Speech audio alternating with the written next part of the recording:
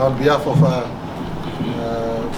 Deputy Prime Minister and those of us in Cabinet, the government would like to congratulate the 6 new ministers who were appointed. We've just successfully completed the signing in and swearing in of these ministers into Cabinet. This is an opportunity to introduce new blood into Cabinet. More importantly, they represent the coalitions we have. For instance, Minister Bando representing the URP party, Minister Joseph representing the Social Democratic Party. We have the Honorable Minister Masere representing the Greens Party on behalf of the scatter of many one-man parties we have in our coalition. And so with that representation, as well as the balance of the 3 that is picked from the Pangu Party caucus, Pangu Party has 53 members of parliament. That's the highest ever number of MPs we've had since 1975. And so these 3, the Honorable Minister Maladina, the Honorable Minister Muguwa, and the Honorable Minister Boito, they come into the ranks. I just want to say thank you, firstly, to a couple of leaders of our country, the outgoing Minister, the Honorable Ayatambue, who stepped down from Cabinet on his own free will. He felt he has a police matter to attend to. It was fair and proper that he stood down, he stepped down. I just want to say thank you to his family, his people of Goroka, and his support network for allowing a leader who feels that he must step out of Cabinet and allowing someone else to step into Cabinet. The Honorable John Boito steps in representing the vacuum that was not just only created in the agricultural sector, but also in the representations of the Eastern Highlands province and their interests. You know, for those who need to know, we structure Cabinet not just for the political representations based on party and coalitions. We also consider regional balance, we consider provincial balance. In my Cabinet today, all provinces are represented except Manus. I do represent Manus' interest in Cabinet, whatever it is. I do claim myself as a representative of Manus. They have only 2 members of parliament. One is the speaker at the moment, and one is the governor. So to the good people of Manus, yours truly here will continue to advocate for issues in as far as Manus development issues are concerned. But apart from this, every province is now represented in Cabinet. I want to also say thank you to the people of Sohe, as the Honorable Henry Amuli pursues re-election through the by-election process. He has asked me to relinquish the spot he occupied in Cabinet that has been relinquished, and we have now uplifted a second-term member, the Honorable Richard Masere, who leads the Greens Party into Cabinet. The Honorable Masere will be Minister for Constitutional Matters. He will preside over national census. We want to tick off census this year. We want a dedicated minister on census. He will also preside over the electoral reforms. We want to tidy common rule update. We want to tidy NID. We want to ensure that we tidy the people enumerations in our country. So far, this has not been fixed for the last 20 years. 20 years have come and gone. Population is unaccounted for. No concerted effort has been made in this space. Knowing your population matters. It is a new portfolio carved out so that he attends to these matters, so that we know exactly how many people we have in our country, and to account for population. After census has been delivered, he will be tasked to carry on in an important task of voter ID registration, voter ID, common rule update, electoral commission reform and review, complementing the work Chairman the Honorable Saki Solomon is doing in the Constitutional Law Reform Commission area, there is a deliberate insertion of this ministry so that one person is dedicated to this core task of doing something that has been left on the sidewalk for so long. I felt consulting my coalition party leaders, including Deputy Prime Minister, my Deputy Parliamentary Leader, and all in our government caucus, we all in agreement that census must be done this year. There must be a concerted effort in this space. National Statistics Office, you now report to Minister Masere.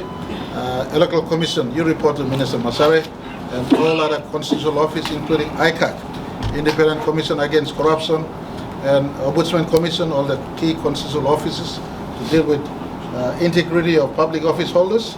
We'll have a dedicated minister, Minister Masere, just attending to, so we leave no stones unturned in respect to this task.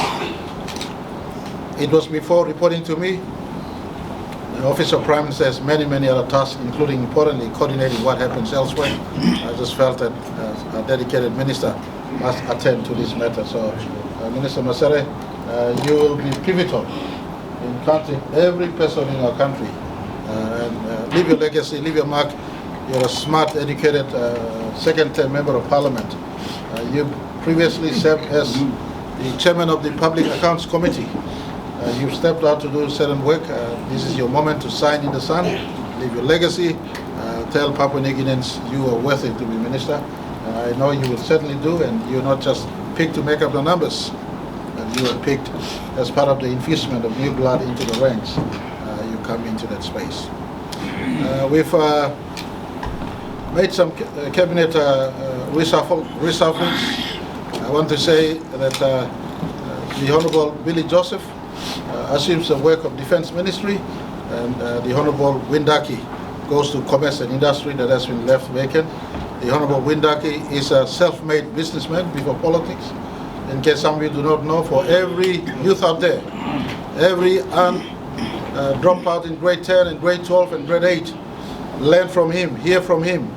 A grade 10 graduate way back in the 1990s. He rose to become a multi-millionaire even before he became a member of Parliament, working through selling cabbages, growing cabbages, buying his first bus. You know, this is a story that needs to be told. We've now asked him, go to Commerce and Industry, the SME rollout programs that we are reviewing, the intervention to mobilize 1 million Papua New Guineans. When you talk about 1 million jobs, we're not talking about the 8 o'clock to 4 o'clock jobs or 5 o'clock, 7 o'clock to 5 o'clock jobs. We talk about 1 million Papua New Guineans must be meaningful engaged. Minister Daki is now moved to this Commerce and Industry job.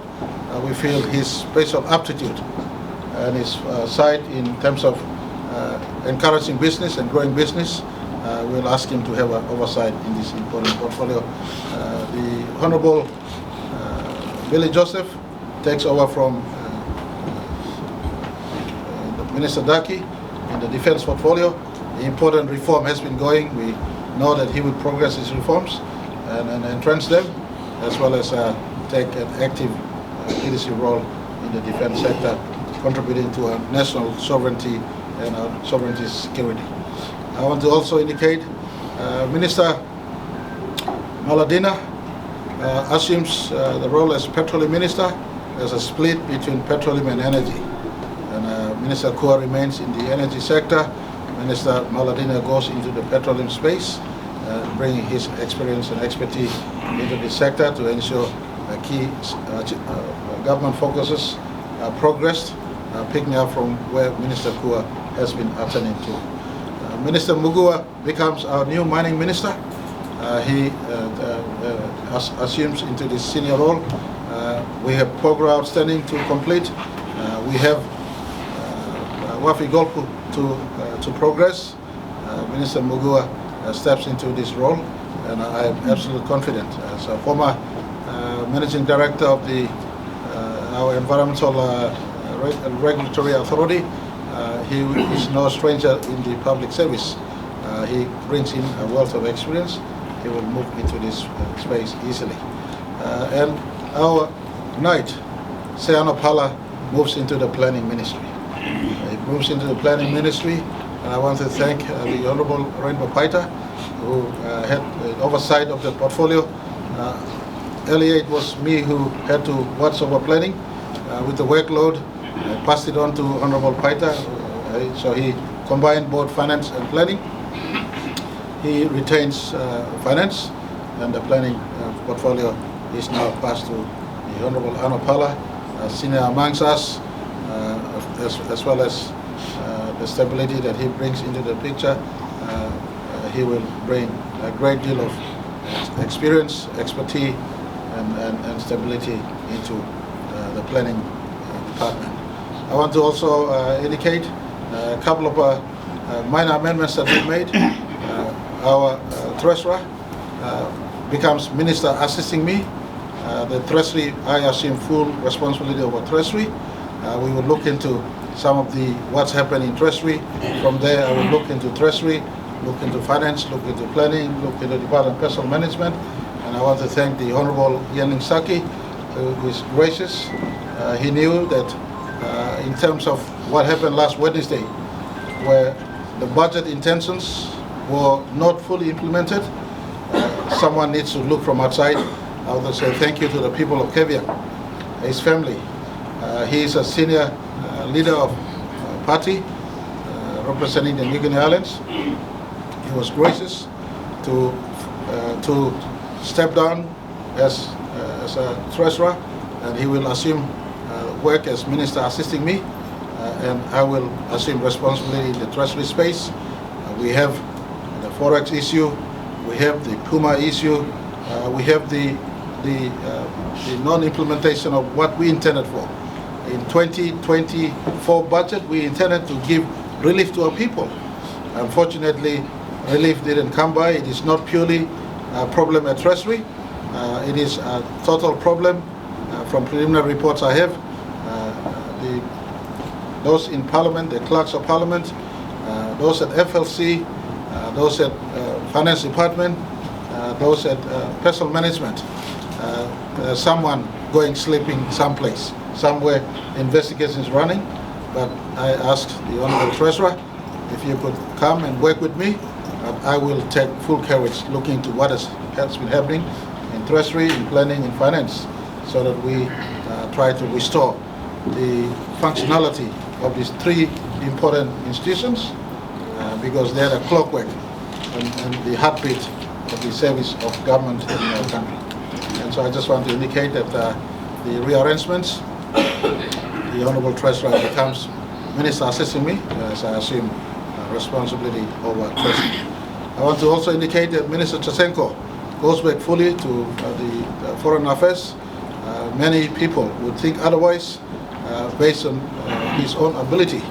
Much of the step up we've done in the last 18 months, especially the step up with US, the step up with Australia, the step up with India, the step up with China, the step up with France. I could not have done all this alone. There are many helping hands. He has been one of the steady helping hands. I want to indicate to the SDB party, he's a senior leader of the SDB party. They impressed strongly that he's done his due. He served his time for whatever it was worth, and I have absolute faith that he will go back and continue on interfacing. Foreign affairs is a job of interfacing with other countries on behalf of our country. Most of you would have known we removed trade.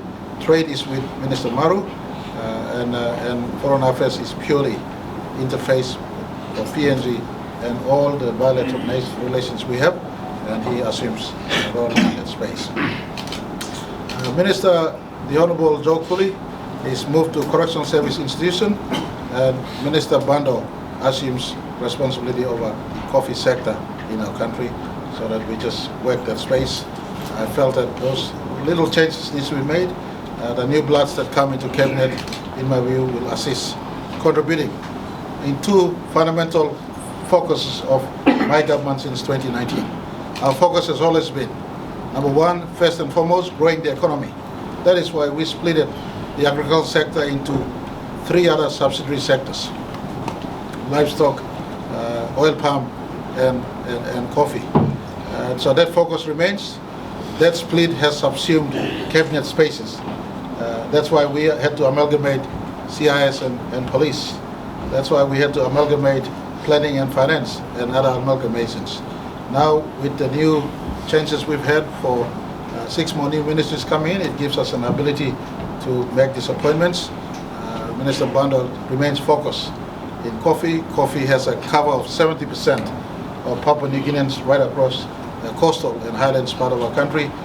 He will be given full support to ensure people are mobilized to go into SME self-sustenance, earning income from the sector. And I want to appreciate the Honorable Kuli, who has now been moved into Correctional Service Institution. We will work with him in investments that we focus to do in the CI sector, especially in rehabilitations of all our correctional service institutions nationwide. This year we have money for that. Last year we did also allocate some money, but in the care of one ministry that look after both police and CIS, we felt that CIS was not being given the due care and love. We now have this split again, so there's one dedicated minister for the correctional service institution. I did make mention on the Honorable Aya Tambo in the space of agriculture.